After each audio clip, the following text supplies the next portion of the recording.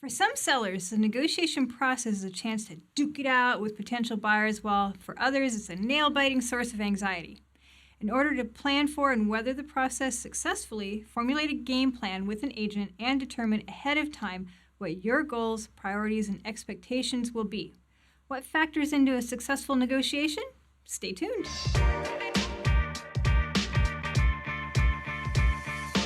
Hey, Sno-King County, Lisa Bender here with the Lisa Bender team, and today we're going to do a little thing called Ask Your Agent, where we will cover seller negotiations. Success is primarily dependent on your goals and the goals of the buyer. In many negotiations, a win-win is both desirable and possible. In other cases, the negotiating parties have wildly varying interests, and it is more difficult to come to a conclusion that is satisfactory to everyone. To maximize your chances of a successful negotiation, it is important to remember that flexibility is key. The more options you're able to bring to the table, the better your chances of walking away with a solution that is mutually acceptable. I've countered the buyer's offer. How long should I wait for a response? Generally, the counteroffer will include a stated time frame for response. This could vary from 24 to 48 hours. If you don't hear anything within the stated time, you have the option of moving forward with another offer or checking in to ensure that a response has not been misdirected. If a better offer arrives before your counteroffer is accepted, you can formally rescind your counteroffer and move ahead with the new offer. I have a lot of experience negotiating as part of my job. Why shouldn't I negotiate on my own behalf?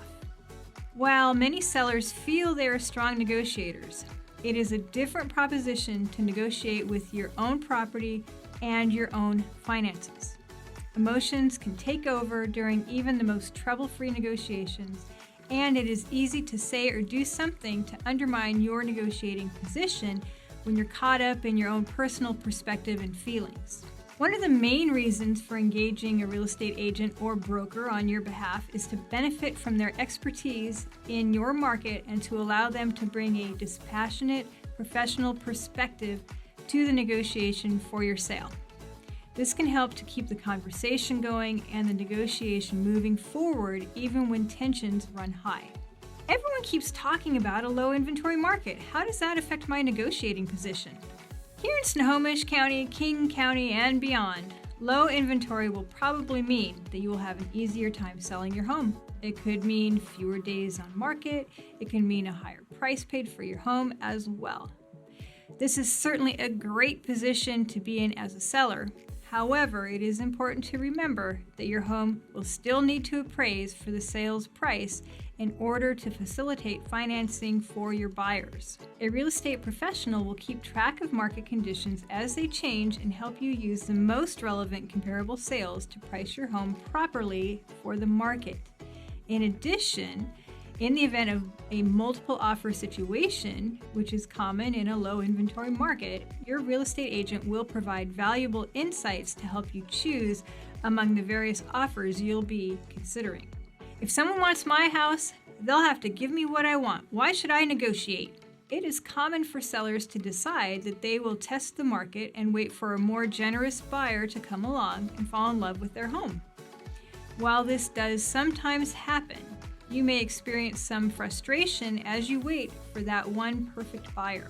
In addition, you may experience the law of diminishing returns since the increased number of days on market work against your position and suggest to a potential buyer that there is something wrong with the house or that you are unwilling to be reasonable in the event of an offer. I really need a certain sale price for the house. What can I negotiate on other than price? You will first need to check with a real estate professional to ensure that the price you need is supported by comps for your area. Once they have helped you set this price and you are sure that it is appropriate, it is time to think about other factors that will come into play during your negotiation. You may be able to offer a quick closing if you're able to move shortly after agreeing to a ratified contract. This may be especially desirable for cash buyers who will not have to wait for financing and will be able to close more quickly.